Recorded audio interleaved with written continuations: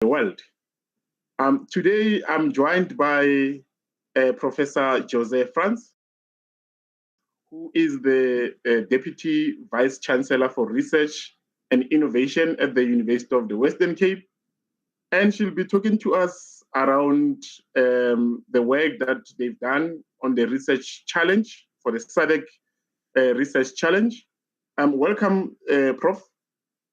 Thank you so much, Raymond, and thank you for everybody who is listening. I'm so excited to be here, actually. Nervous, but excited. Well, Prof, you are a gem. If you know, in our slang way, as we say, we as young people. So, colleagues and our audience out there, a warm welcome, and let us hear and find out what Theme 4 had for us during the research challenge. Now, Prof, briefly, could you please tell us about your involvement and your role in the research challenge? Okay, so my role in the research challenge was that I was one of the lead researchers who led one of the themes, and our theme was titled Barriers and Facilitators of Global Citizenship Education to Exercise Collective Intention in the Fight Against COVID-19. A mouthful, but in essence, what we wanted to just find out was what are the barriers and facilitators currently that are there to, as we're fighting this COVID-19, but that we're still wanting to develop global citizens. Yeah. Amazing, very interesting, Prof. Now you talk about global citizenship and global citizenship education. What do you mean by those words? I mean, quite big words for some of our audience out there. Yeah, you know, when we talk about this, then we forget that we need to just help people understand. And so when we talk about a global citizen, it is not necessarily that you have to travel to be considered a global citizen, but it is someone who is aware of what is happening nationally as well as what is happening internationally. And so when we talk about global citizenship education, it is how do we equip, in our case, students to acquire or assimilate and apply the knowledge that we give them and the skills that we give them to engage in the society and communities in which they live in a respectful way. And I think that is very important. And secondly, we also, when we talk about global citizenship education, it's about how do we find solutions for our problems. And so when we use COVID-19 as a citizenship education, it's about how do we find solutions for our problems. And so when we use COVID-19 as a I call it a wicked problem that has faced many societies, global citizenship education should be giving you the skills and the knowledge to be able to engage with this topic and find solutions to the topic. Yeah. Thank you very much for that explanation, Prof. A while ago, I actually engaged in a study where we were looking at and understanding and the definitions of global citizenship within the Southern African countries. And it was merely about values and attributes that one would have to have in order to coexist, if we put it that way. Quite interesting to see it coming up this year, 2020, as we did the work in 2015, Prof. Oh, good. It's not a topic that's going out of it's not out of season. It's always in season because it's always relevant, because we will remain global citizens for as long as that there are people that are around. Awesome. Even the technologies now makes it much easier for us to stay connected and be and contribute to the global arena. Now, Prof, briefly, the research. I understand there was a research team. Yes. Could you just tell us about this research team and also the methodology that you you followed, you applied in order to come up with this awesome findings that I've seen in the report? So yes, to talk about my research team, I think one of the key aims of the research challenge and the JET project was to do capacity development. And so we really made that one of our key goals. And so we, as the research team, and I say we because I had co-leads who were part of the research team, and my co-leads had um, lots of experience in various methodologies, in project management. Um, and so the leadership team of this team was actually very skilled. Then we had a group of researchers who works in my institution as researchers, busy with their PhDs, and they were allowed to be part of a big project, allowed to be part of a team where they also learned various skills. And then the third level we had was voluntary researchers from across sub-Saharan Africa, and they took part in the implementation phase of the study where we implemented the different phases. So these young researchers were amazing in driving the implementation of this project. So although we talk hierarchical in terms of levels, it was really an integrated team that worked together to get the different phases done. So I talk about phases, and you asked what was the methodology that we used for our study. We used a mixed methods approach, and we had 3 phases to our study. In the first phase, we conducted what we call rapid reviews, 2 rapid reviews. And rapid reviews, basically, the first one focused on what was the media saying about the impact of COVID-19 on various stakeholders in higher education. And the second rapid review focused on it was more academic, looked at what was literature saying about promoting global citizenship among students and staff. So we conducted 2 rapid reviews, and then we did a quantitative survey. And in the survey, we looked at global citizenship and how it is prioritized at institutions, higher education institutions in sub-Saharan Africa.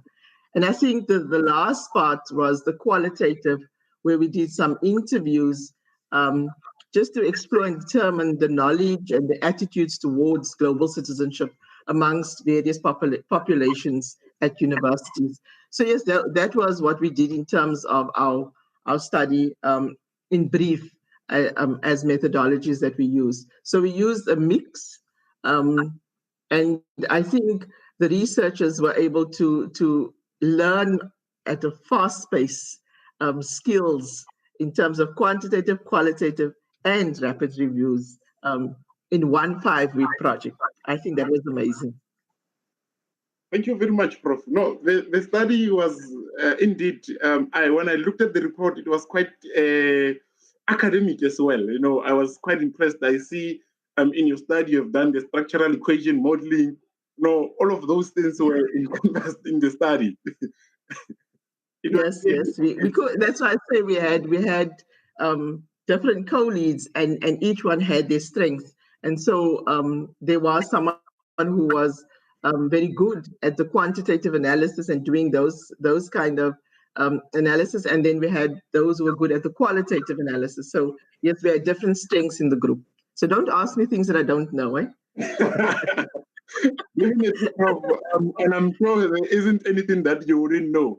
You speak so confidently about this study that even at the blink of an eye or someone wakes you up, you'll be able to respond. Now, Prof, now let's get into the study itself, and so that our audience can also get to be in the same page where you are. And I would like to throw in one quote from your study here is that you indicated that our task within this endeavor is to show how greater sense of Southern agency, rather than simply being mercurial to globalization and North strategies. Can you tell us more about that statement? So basically what we were saying is that, when we did the rapid review, the papers that we came across were mostly based in the North in terms of Europe and American studies. And so what we were wanting to achieve with our study was to let others hear the voice of the South. And so our main aim, or our main target population, was Sub-Saharan Africa and institutions in Sub-Saharan Africa. And so we really tried to bring out what was happening in Sub-Saharan Africa. Now, when you think about it, COVID hit everybody around the world. And on a fast pace, information was coming out of what was happening in the north and what people were saying. But from the south, we were actually quite quiet. And so this project really gave us an opportunity to let the voice of those institutions in the south be heard, because and we will obviously talk about the results later, but one of the key things that we wanted to bring out was the inequalities that exist within the Sub-Saharan Africa universities, and also amongst our students. And so those were some of the key things that were emerging from the results.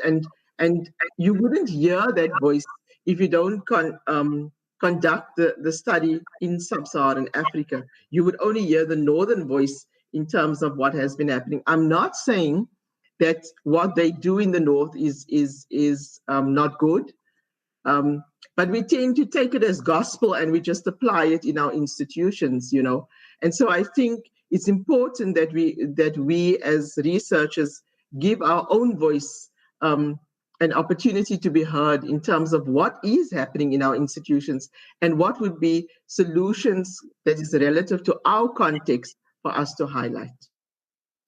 Yeah. Interesting, so that is what you were saying. Interesting. As I said, when we conducted this study 5 years ago, it was actually harder to find any literature coming out of the South. It was mainly the North, and in particular, it was Europe. And I just want to check, now in 2020, is it still the same? And in terms of, the South being silenced in this area? Yes, I think it's still the same. We found a few articles, I think, in our rapid review. Now, you must know a rapid review is only done for a short period of time. And so I think our period was 2015 to 2020 in the last 5 years. And we found about 6 or 7 articles that we found that was relevant. Maybe if we had more time and we expanded our databases, we might have found more. But those were the only articles that we could find that speaks to the topic that we had alluded to. So I still think since your time, 2015 to now, there's not enough being said and written about global citizenship education and how we in the South understand it and what it means to us as higher education institutions. That's interesting, Prof.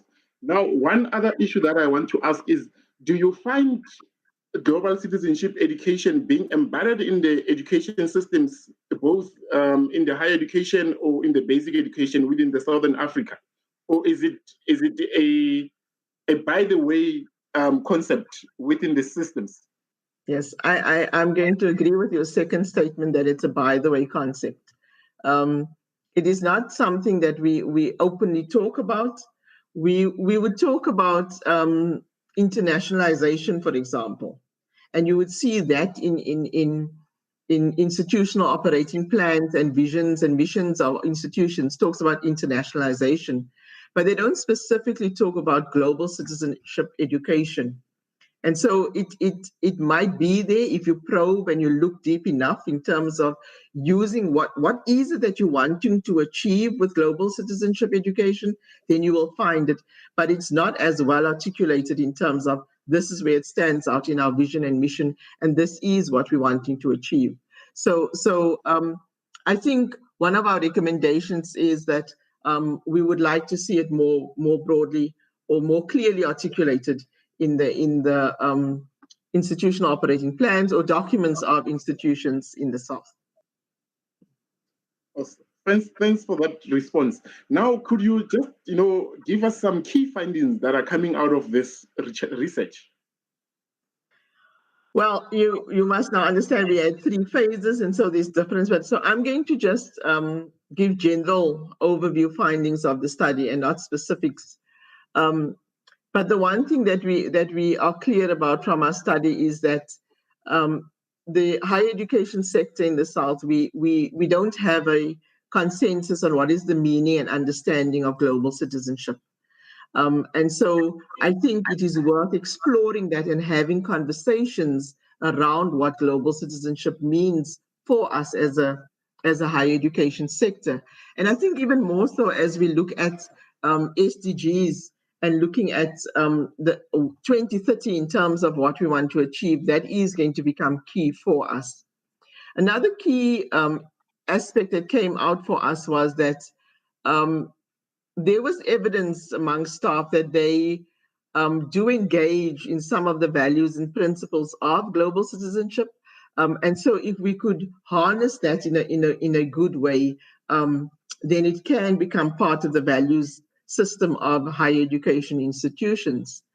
I think we had touched on the fact about the global North strategies, and that we need South-to-South agency in terms of our curricula, in terms of our publications, in highlighting what it is that we are saying from the SADC regions in terms of global citizenship education.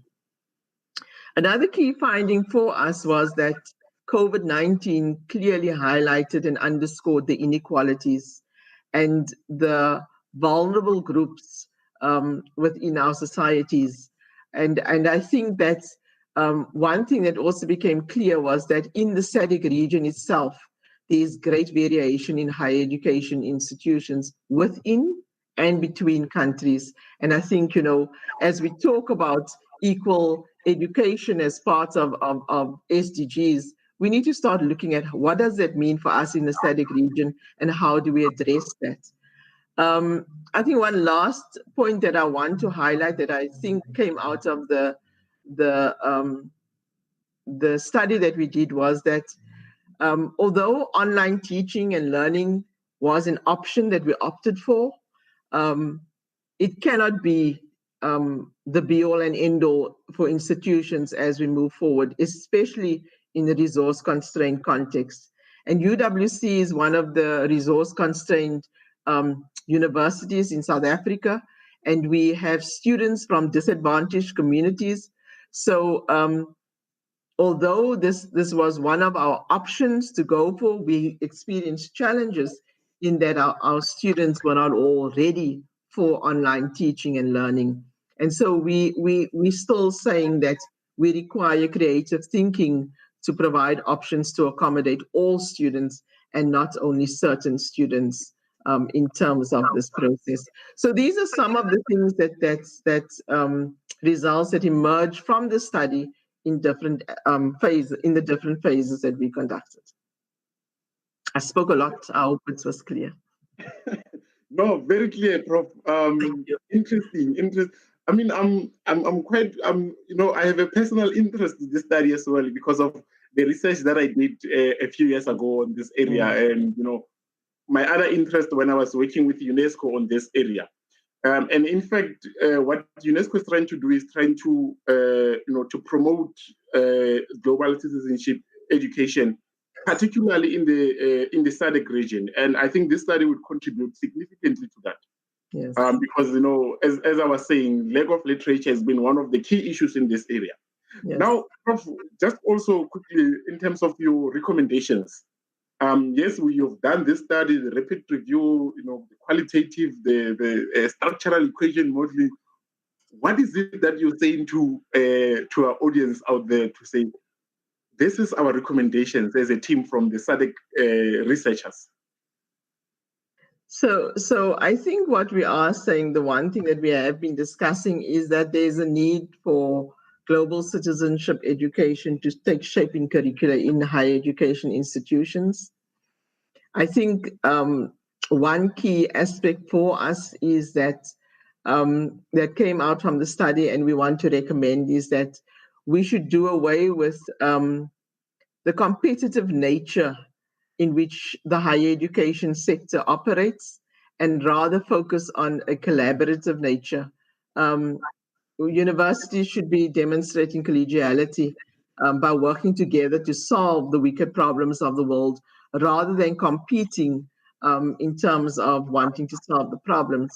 Now, having said that, I know that we have a broader, bigger system where you must compete for funds, you must compete for everything that you're wanting to do.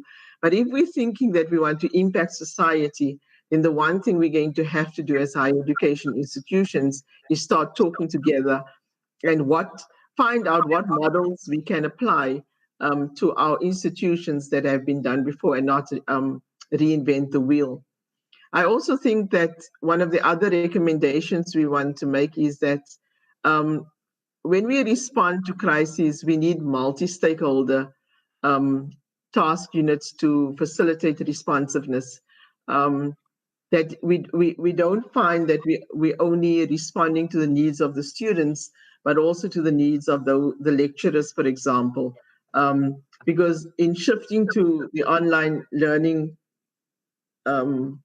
platforms, the lecturers had to, accommodate, learn new, and did we consider that they were suffering from burnout? Did we consider that they were also adapting to the whole process? So we think that is important for institutions to really engage in as we move forward. And I think another aspect that we could recommend, although I have said that some of the inequalities that has been highlighted, if we think differently, we can increase digitization as a mode of delivery for an increase in participation in higher education. And so what am I actually saying? We're talking about access. And if we are able to develop shared and open resources, then more students can access higher education. And so more students can access institutions. So I think sharing of resources and strategies is integral to how we move forward post-COVID-19 in terms of higher education institutions. Amazing recommendations, Prof. Now, I know I'll be putting you on the spot here, but you spoke about collaboration and competitions and so forth. In your view, Prof, would that be something that we can achieve as the Southern African community? That's a difficult question. I think because it's affected by various stakeholders, and so our governments differ, for example. And so what one government considers important in terms of funding of higher education sector might not be what another government. So it does become a challenge.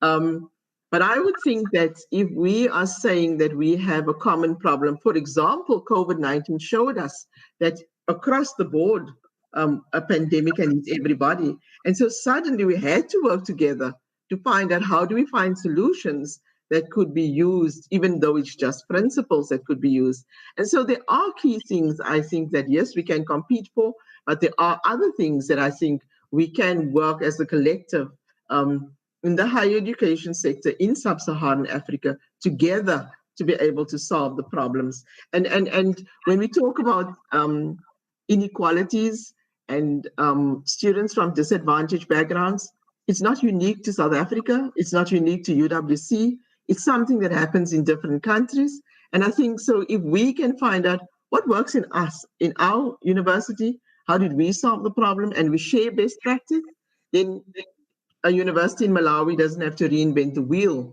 They can take some of those principles and see how they can apply it in their context. So in that way, I'm saying that collaborative efforts should make a difference in the higher education sector. Well articulated, Prof. That was very well articulated response. Now, Prof, last two thoughts that you want to leave the audience with. If you were to then, generalize the entire report with leaving the audience with last two thoughts.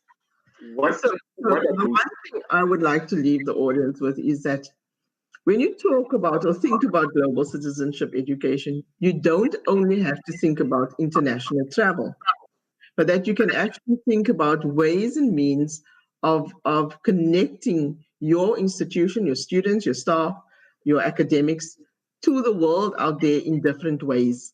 And so when we talk about using technology, we can actually start a course together where students from the north, students from the south talk to each other about a common theme and share ideas in terms of approaches to solving those common themes. So I want to say to listeners out there today that global citizenship education does not have to mean that I have to send a student from South Africa to Europe in order to get a global experience. Yes, that does add to it. That's one component of it, but that's not the be all and end all. So if we don't have money, we can find a way where we can connect digitally to be able to share cultures, etc., with each other online. So that is one thought that I would like to leave with the listeners. The second thought that I would like to leave is that COVID-19 has shown us that there are several wicked problems that we need to address in this world. The pandemic is but one of them. Another might be unemployment. Another might be access to education, for example. And the challenge that I want to put to people out there is that let's find solutions collaboratively. You cannot leave it to one group of people to try to solve the problem. I also want to say to our colleagues, if whoever's listening is from a higher education institution, is that your communities around you can assist you in finding solutions to the problems that they are facing themselves. So it does not mean that we had to have a top-down approach in terms of finding solutions to the problems, but that we can actually have a reciprocal approach where we engage people to find solutions to the problems that affect us on a daily basis. Thank you very much, Prof. I mean, going back to your first thought, Prof, it takes me back to what we're doing here at JED. So every Friday, we have something called the World Tour. Now, what the World Tour does is that we speak to someone from a different country who is in that country, and we talk about, that person will tell us about their culture, their food, their tradition, all of those. And, we also, include the issues of education. And that has been happening now for a couple of weeks. And we've now, having virtually traveled to about 6 countries during the pandemic. And that's when you spoke about your first thought around you don't need to send someone to Europe. It actually clicked my mind that we actually doing that. We just need to now embed and start, appreciating those issues. And indeed they do play a significant role because now I'm well aware personally of 6 countries which I've not traveled to, and I know their culture now.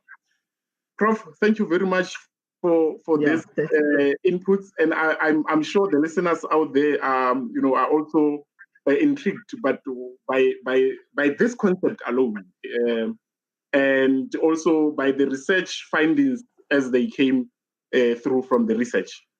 From our side, Prof, we thank you for taking part in this interview. And we have officially launched report thematic 4. And for our audience out there, the report is now in the public domain, and it can be accessible through our website at www.jet.org.za. And you can now start sharing the report with your colleagues in the higher education sector, and we can keep the discussions going. Let it not end here. Let's keep the discussions going. Thank you very much to everyone who tuned in to join us in this last half an hour while we talk about this theme. Thank you so much, Raymond. Thank you. Bye-bye, everybody. Thank you. Bye-bye.